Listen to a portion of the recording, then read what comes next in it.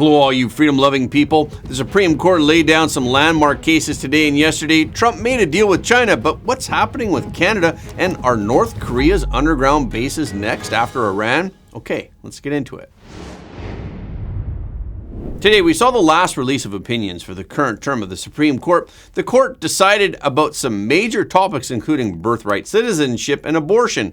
President Trump issued an executive order that directed the government not to grant citizenship if a person's mother was unlawfully present in the country and the individual's father was not a U.S. citizen or lawful permanent resident at the time of the person's birth. The Supreme Court partially upheld President Trump's birthright citizenship executive order. The majority of the Supreme Court said that universal injunctions likely exceed the equitable authority that Congress has given to federal courts. More specifically, the court said that the Judiciary Act of 1789 had not granted courts such broad authority. But the 6-3 decision didn't offer a final ruling on the constitutionality of President Trump's attempt to limit birthright citizenship. Instead, it focused on whether 3 nationwide injunctions that attempted to block President Trump's executive order could stand. But the decision said the court grants the government's application for a partial stay of the injunctions entered below, but only to the extent that the injunctions are broader than necessary to provide complete relief to each plaintiff with standing to sue. Justice Amy Coney Barrett, who wrote the opinion in the case, said that the enforcement of President Trump's policies cannot take place for another 30 days. The cases of birthright citizenship will now be returned to lower courts where judges will have to decide how to tailor their orders to comply with the high court ruling. And in a case regarding children being exposed to LGBTQ content in schools, the Supreme Court ruled in favor of a group of parents in Montgomery County, Maryland. A coalition of parents from different faiths and backgrounds wanted to opt their children out of classroom instruction that uses books with LGBTQ themes. The school district previously had a provision that would let them know if there was content that may be in conflict with their faith, and they allowed parents to opt their children out. But parents used it so often that the provision was removed. But now the Supreme Court has issued a preliminary injunction, so while the case is playing out, the school board must notify the parents about a book that is in question so that the children can be excused if it is in conflict with their faith. Without that, parents are only left with the choice of either risking their kids being exposed to LGBTQ content or taking them out of public school and paying substantial sums for alternative education services. But Alito argued that this is not practical for a lot of people. So this marks another victory for conservatives as the justices prepare for their summer break today, and they were also busy yesterday with some landmark decisions. The Supreme Court issued a ruling on Thursday upholding South Carolina's exclusion of Planned Parenthood from the Medicaid program. Under this ruling, states could prohibit Planned Parenthood from receiving Medicaid funding from public insurance for low-income households for medical services such as contraception and cancer screenings. The Supreme Court justices voted 6-3 in favor of South Carolina's policy that is based on ideological positions. Although the law states that any individual enrolled through Medicaid can receive services from any qualified and willing provider, South Carolina restricts Planned Parenthood Federation of America to participate in Medicaid because Planned Parenthood provides abortion services which are not covered by Medicaid in the state. In this ruling, Justice Neil Gorsuch wrote that Medicaid beneficiaries do not have the right to sue to enforce obtaining services from any qualified healthcare provider. In addition, South Carolina criticized Planned Parenthood Federation of America for using Medicaid funds that it receives from other health services, such as cancer screenings, birth control, physicals, etc., to provide more abortion services. Planned Parenthood is the nation's largest abortion provider organization. The Supreme Court decision, while not directly related to abortion, is in line with the Republican Party's current advocacy for an end to funding Planned Parenthood across the United States.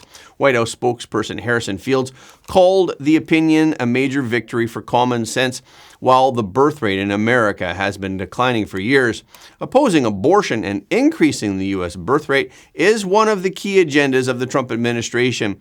The big and beautiful bill, which will be debated in the Senate soon, would also cut Medicaid funding for Planned Parenthood. And yesterday, there was another major ruling by the Supreme Court. The Supreme Court ruled 5-4 that the 30-day deadline for contesting deportation begins when administrative removal proceedings conclude and not when the migrant is notified. Justice Samuel Alito authorized the majority opinion in Riley v. Bondi, and he was joined in full by Justices Clarence Thomas, Brett Kavanaugh, Amy Coney Barrett, and Chief Justice John Roberts. The court ruled that the 30-day deadline to file an appeal under the federal law is a strict jurisdictional requirement, which means that it must be followed precisely. So, if an appeal is not filed within 30 days, then the plaintiff cannot get a review. And as a result, any claims that could have been raised within that time frame are barred from judicial review.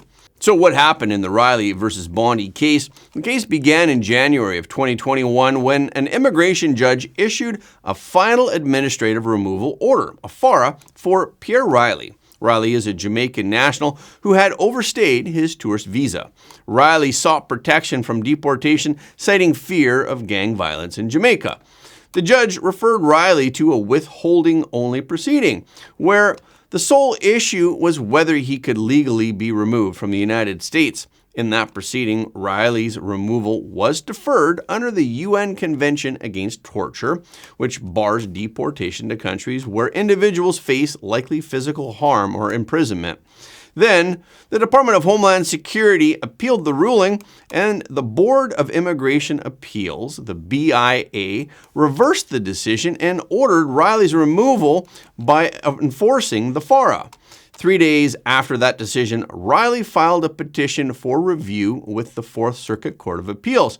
But the court found that he had missed the 30-day deadline and dismissed the case, holding that the deadline was jurisdictional and thus not subject to exceptions. The Supreme Court was then asked to decide whether Riley's challenge was filed too late and if the deadline was truly jurisdictional. And yesterday, the Supreme Court confirmed that it was. In the majority opinion, Justice Alito wrote that a BIA order in a withholding-only proceeding is not a final order of removal, and therefore the 30-day filing deadline cannot be satisfied by filing a petition for review within 30 days of the BIA's withholding-only order. He added, the FARO is the final order of removal in this case, and withholding-only proceedings do not disturb the finality of an otherwise final order of removal. We've heard two different stories lately about the extent to which the U.S. Operation Midnight Hammer actually destroyed Iran's nuclear facilities. Yesterday, we mentioned that CNN and the New York Times published some information based on a leaked report from the Defense Department's Office of Intelligence. The illegally leaked preliminary assessment claimed that the attack only set back Iran's nuclear program by a few months. So today, let's dig into more details that have come out since their initial preliminary assessment. The initial report that was illegally leaked falls far short of what the Trump administration is now showing. The initial assessment that was reported by CNN quotes 7 people with knowledge of the situation. The media reported that the assessment was based on the U.S. Central Command's war damage assessment. So President Trump is furious about this. He slammed CNN and the New York Times as fake media. CNN turned out to be fake news, as always. That's why they have no credibility. That's why they have no viewers. But we're going to read it to you if you haven't seen it. Have you seen it, Jeff? Yes, sir. Have you seen it? Yes, okay. Sir. Pretty good. Very unfair to the pilots that risk their lives for our country, and then they get fake news, New York Times and CNN, make up a phony story to get some hits. That's the only reason I cared about it, because those pilots were so brave. I've never seen anything like it. They flew into the hornet's nest, and then they got hurt so badly by what the fake news wrote. On Thursday afternoon, President Trump accused the Democrats who leaked the dubious intel assessment report. President Trump said on Truth Social, the Democrats are the ones who leaked the information on the perfect flight to the nuclear sites in Iran. They should be prosecuted. And White House Press Secretary Caroline Leavitt said that the FBI is investigating the leak. She also said that the leak might have come from Congress. Additionally, Leavitt told reporters that leaking classified information is a criminal offense and that those who fail to follow the law need to be held accountable for that crime. Clearly, someone who had their hands on this, and it was a very few number of people in our government who saw this report, that person was irresponsible with it, and we need to get to the bottom of it. And we need to strengthen that process to protect our national security and protect the American public. At a press conference at the Pentagon on Thursday, U.S. Chairman of the Joint Chiefs of Staff Dan Kane detailed the military plan to bomb Iran's Fordow uranium concentration facility as the culmination of more than 15 years of research and planning. General Kane praised the Defense Threat Reduction Agency, the DTRA, for its outstanding work in studying Iran's Fordow nuclear facility. There's an organization in the U.S. called the Defense Threat Reduction Agency, DTRA. DTRA does a lot of things for our nation, but DTRA is the world's leading expert on deeply buried underground targets. In 2009, information about Fordow's nuclear facilities was made public for the first time by Western intelligence services. That year, a DTRA commissioner was taken to a secret location, briefed on what was happening in Iran, and shown photographs and some highly classified intelligence. The intelligence showed that Iran appeared to be building a large construction project in a mountainous area. This project is the Fordow nuclear facility. For more than 15 years, this officer and his teammate lived and breathed this single target, Fordow, a critical element of Iran's covert nuclear weapons program. He studied the geology. He watched the Iranians dig it out. He watched the construction, the weather, the discard material, the geology, the construction materials, where the materials came from. He looked at the vent shaft, the exhaust shaft, the electrical systems, the environmental control systems, every nook, every crater, every piece of equipment going in and every piece of equipment going out. They literally dreamed about this target at night when they slept. They thought about it driving back and forth to work, and they knew from the very first days what this was for. You do not build a multi-layered underground bunker complex with centrifuges and other equipment in a mountain for any peaceful purpose.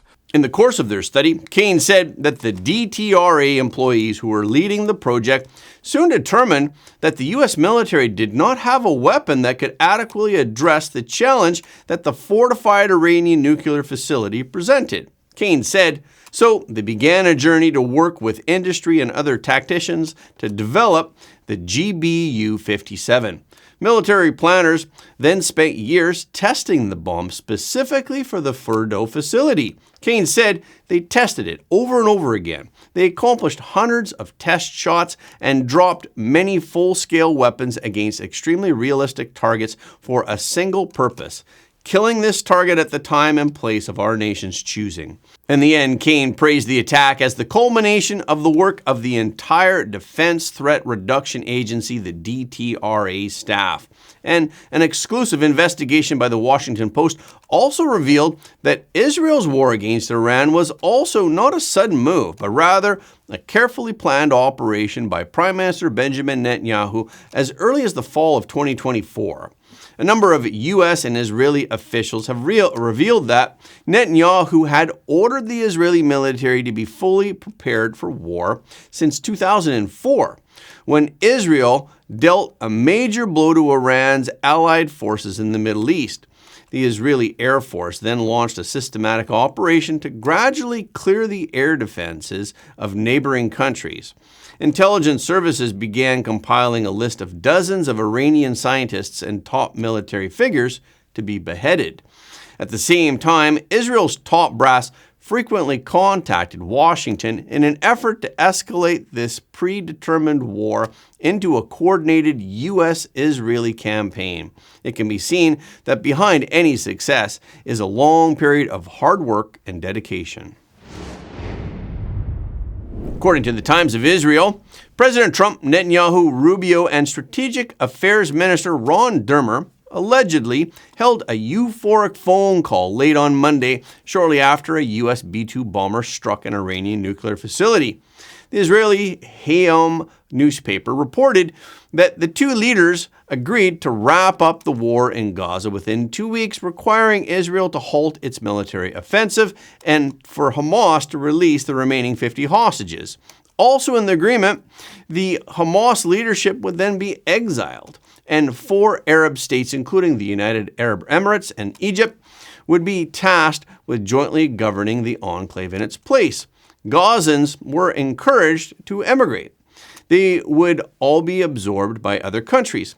However, Netanyahu's office denied the Israel Hayom report. They said the conversation that's described in the article in Israel Hayom did not take place.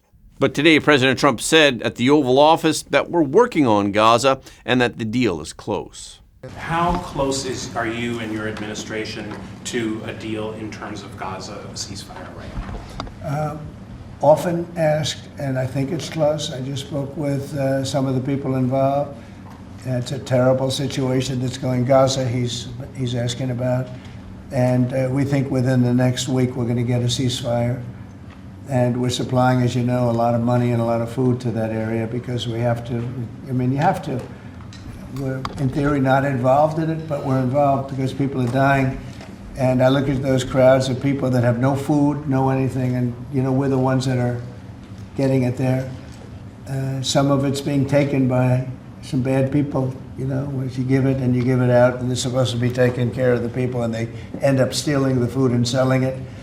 But we have a pretty good system now, so we're helping with that. General Kane also cast Operation Midnight Hammer as a message to potential adversaries of the United States going forward. Kane said our adversaries around the world should know that there are other DTRA team members out there studying targets for the same amount of time and will continue to do so. And among America's adversaries, North Korea obviously counts. North Korea is close to Iran. Iran and North Korea have been suspected of military cooperation, including the development of ballistic missiles for decades. About 20 years ago, North Korea started to send professional engineers with experience in deep tunnels to Iran. And North Korea has accumulated considerable experience in this area.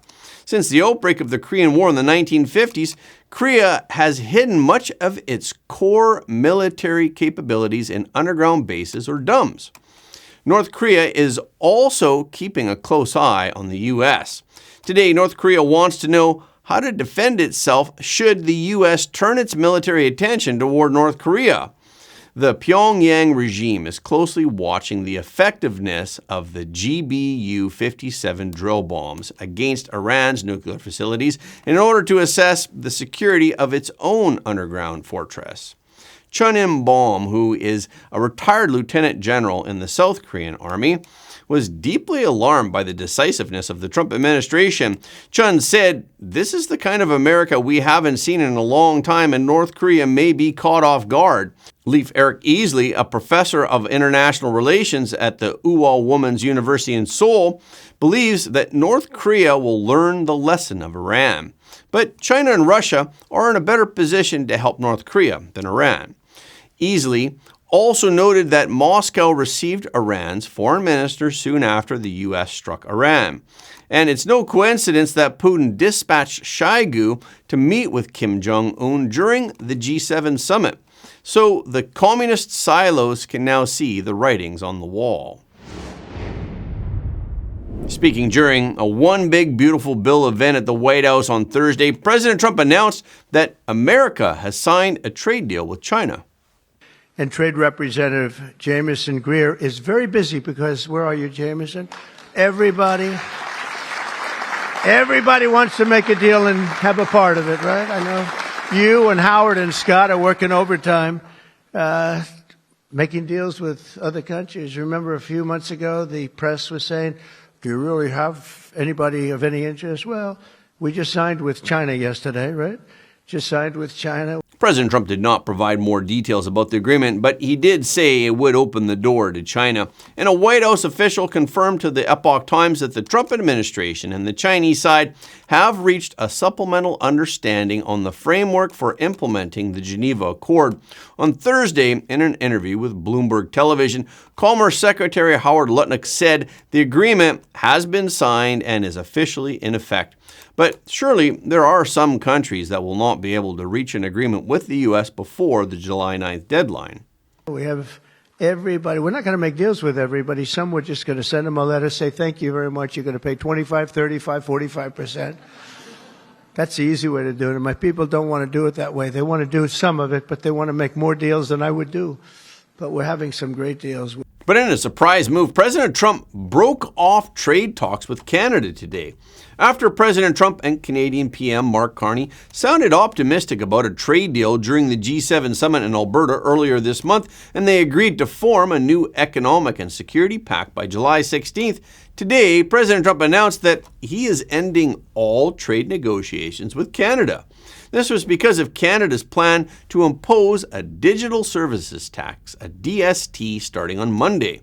The DST would affect U.S. tech companies. It is a 3% levy on revenue that is earned from digital services that are provided to Canadian users, and it applies mainly to businesses such as Amazon, Airbnb, and Google. President Trump called the tax a direct and blatant attack on the United States. So Canada put a charge on some of our companies, and Canada's been a very difficult country to deal with over the years. We hear Canada, we have a great relationship with the people of Canada, but it's been very difficult. And they put a charge, and they were a little bit early, we found out about it. And we have all the cards, we have every single one. We don't want to do anything bad, but they have, economically, we have such power over Canada.